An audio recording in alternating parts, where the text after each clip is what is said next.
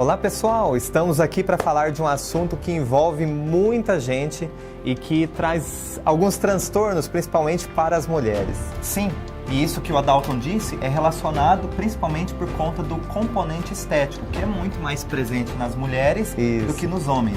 Nós vamos falar das várias disfunções que acometem as unhas. Nós vamos apresentar as diferentes formas em que se manifestam as disfunções nas unhas. Por exemplo, unhas quebradiças ou as unhas que ficam muito frágeis, finas, como descamando, assim como um papel também.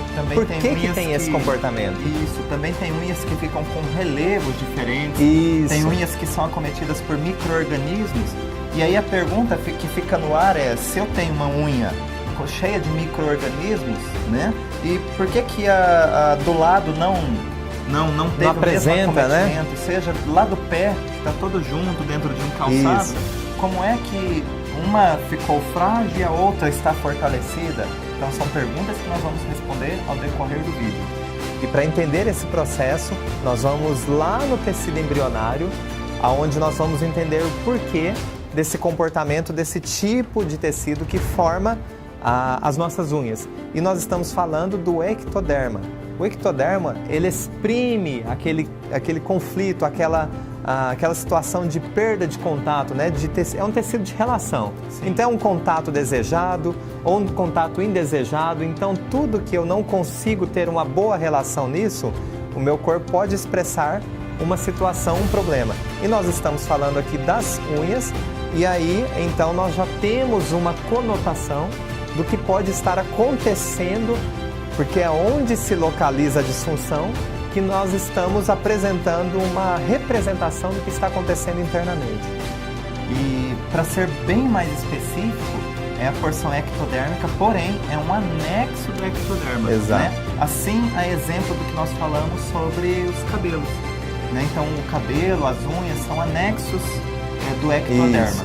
Então, mas carregam, né, consigo a conotação de contato e separação. Então, vamos pensar da seguinte maneira. Uma pessoa que foi a um profissional por conta de micro-organismos que estão lá na unha do seu dedo médio do pé direito. E é uma pessoa que fica o dia inteiro de calçado, com meia sintética, ou seja, nós vamos ter a seguinte explicação, que esses micro-organismos estão se desenvolvendo porque ficam presentes no ambiente escuro, um ambiente fechado e úmido. Né? Quente, né? Também. Quente, o pé acaba suando ali, enfim, tal. Então é um ambiente muito propício para se desenvolver micro-organismos. Mas a pergunta é, todas as outras unhas dos dois pés também estão no mesmo ambiente, no mesmo nível, e como é que apenas aquela unha permitiu o desenvolvimento, a proliferação de micro-organismos? É porque somente ela teve um conflito de contato e separação.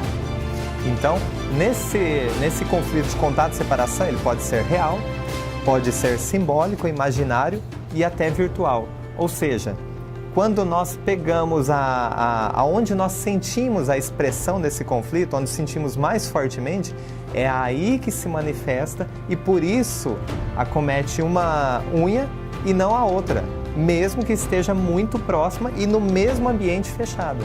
Uma pergunta muito importante que nós devemos fazer é, qual a função da unha? Das unhas? Né? Então nós carregamos também uma informação arcaica de sobrevivência e de comportamento, ao qual nossas unhas são nossas ferramentas de ataque e de defesa. Tanto as unhas dos pés quanto das mãos, né? Mas nós carregamos essa conotação.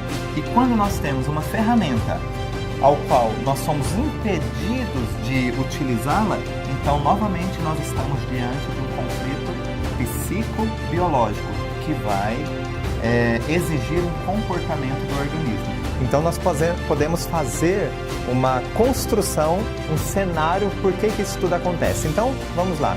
Numa situação real, onde no emprego uma pessoa sente que, de certa forma, ela foi... tomaram aquilo que era dela, como se fosse o teu território, então ela perdeu um cargo e foi rebaixada para outro cargo. Então ela perdeu um território que ela considerava dela. Então, se ela percebeu isso de forma impactante, inesperada, e ninguém pôde ajudá-la nesse momento, ela quis, de certa forma, utilizar suas ferramentas, né, suas garras, assim como um predador, para defender, um predador ou alguém que defende, né, um animal que defende o seu território, para tentar defender, só que ela não pôde utilizar. Então, com isso, o seu corpo cria um conflito a partir desse momento, e o seu corpo ele precisa amenizar essa situação. E o que é amenizar para o corpo? Para que não sofra novamente. Então, se eu não posso utilizar a minha ferramenta para me defender ou para atacar, o que o corpo faz? Ele ameniza. E o amenizar é fragilizar as unhas. E aí vai ter diferentes manifestações de acordo com a intensidade que foi sentido essa situação. E é interessante que o paciente, né, dentro do ambiente clínico, quando é perguntado para ele, olha, aconteceu alguma coisa de impactante, inesperado, nesse contexto, antes, né? Isso, antes que iniciasse os sintomas, e a pessoa começa a contar a história, e é muito comum ela expressar, né, através de gestos e falar, olha, eu tive vontade de fazer isso ou fazer aquilo, mas ela sempre mostra, levando a mão à frente, como se as unhas fossem garras e ela quisesse atacar quem estava ameaçando ela dentro do território. Então é muito importante que se identifique qual situação foi o gatilho para desenvolver esse comportamento e finalmente virar a página sobre um assunto pendente. E qual a importância dessa situação primária nos dias de hoje? Aí você pode facilitar essa virada de página, ou seja, reconquiste, mantenha um território que talvez hoje você já tenha conquistado, só que o olhar ficou tão voltado para aquilo que você aparentemente perdeu que não pôde aproveitar e desfrutar desse novo território, dessa nova conquista que foi sua. Aí você consegue virar a página.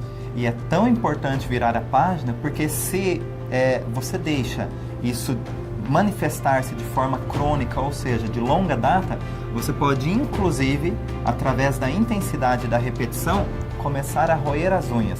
É um modo de você destruir uma ferramenta que você tem e não pode utilizar. Então a pergunta é, como é que eu tiro uma tensão psicobiológica? Se eu não tenho essas ferramentas, então eu tenho uma desculpa para não utilizá-las. E se de alguma forma, com essas informações, você ainda não conseguiu identificar o fator causal ou até avançar na sua resolução, procure um bioavaliador mais próximo. Lá no nosso site você pode ter essas informações e passar por uma sessão e conquistar e verificar que você pode conquistar o seu território e manter ele com você. Visite nossas redes sociais e compartilhe com seus amigos, com seus colegas, com seus alunos, enfim, esperamos vocês também nos próximos vídeos. Bioalinhamento, a solução está em você. Até breve!